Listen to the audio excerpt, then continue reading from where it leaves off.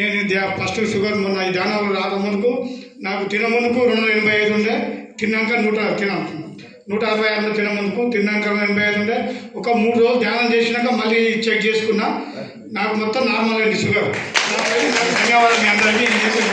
కాబట్టి నేను ప్రతిరోజు ధ్యానం చేసుకుంటాను. ఈ అవకాశం ఇచ్చిన పెద్దలందరికీ నా యొక్క ధన్యవాదాలు. నేను అంటే ఇవాళ తెలియదు. నేను శ్రావణ మాసం బంద్ చేయాలనుకున్నా.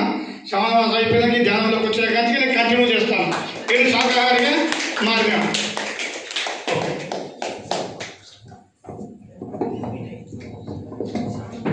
జై శ్రీమన్నారాయణ.